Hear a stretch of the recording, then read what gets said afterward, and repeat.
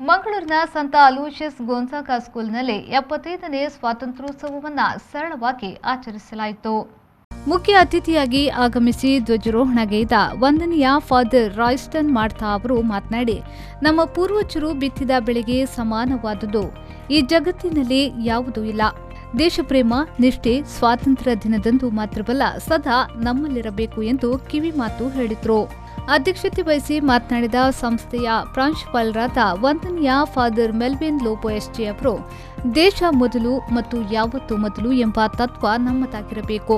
ರಾಷ್ಟ್ರದ ಮಹಾನ್ ನಾಯಕರುಗಳಂತೆ ಅಹಿಂಸಾತ್ಮಕವಾಗಿ ಹೋರಾಟದ ಮನೋಭಾವದಿಂದ ನಮ್ಮನ್ನು ನಾವು ದೇಶಕ್ಕೆ ಸಮರ್ಪಿಸಿಕೊಳ್ಳಬೇಕು.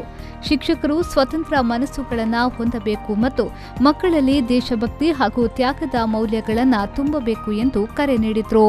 ಕಾರ್ಯಕ್ರಮದ ಅಂಗವಾಗಿ ಆನ್ಲೈನ್ ಮಾಧ್ಯಮದ ಮೂಲಕ ವಿದ್ಯಾರ್ಥಿಗಳಿಗೆ ಗಾಳಿಪಟ ತಯಾರಿ, ಹೂ ತಯಾರಿ, ಬಾವುಟ ತಯಾರಿ, ತ್ರಿವರ್ಣ ಬ್ಯಾಡ್ಜ್ಗಳ ತಯಾರಿ, ಸ್ವಾತಂತ್ರ್ಯ ದಿನದ ಕಾರ್ಡು ತಯಾರಿ ಮುಂತಾದ ಚಟುವಟಿಕೆ ಆಯೋಜಿಸಲಾಗಿತ್ತು. ಅಲ್ಲದೆ ಆಜಾದಿ ಕಾ ಅಮೃತ ಮಹೋತ್ಸವದ ಅಂಗವಾಗಿ ನಡೆದ ವಿವಿಧ ಚಟುವಟಿಕೆಗಳಲ್ಲಿ 511 ವಿದ್ಯಾರ್ಥಿಗಳು ಹಾಗೂ 40 ಬೋಧಕ ಬೋಧಕೇತರ ಸಿಬ್ಬಂದಿಗಳು ಭಾಗವಹಿಸಿದ್ರು.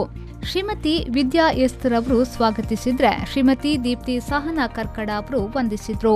ಗ್ಲೋರಿಯಾ ಮಿಸ್ಕಿತ್ ಅವರು ಕಾರ್ಯಕ್ರಮವನ್ನು ನಿರೂಪಿಸಿದ್ರು. ದೀಪ್ತಿ ಕರ್ಕಡ, ಅರುಮಣಿ, ರಾಧಾ ಹಾಗೂ ಅಂಜನಾ ಕಾಮತ್ ಕಾರ್ಯಕ್ರಮವನ್ನು ಸಂಯೋಜಿಸಿದ್ರು. ಬ್ಯೂರೋ ರಿಪೋರ್ಟ್, ವಿ4 ನ್ಯೂಸ್, ಮಂಗಳೂರು.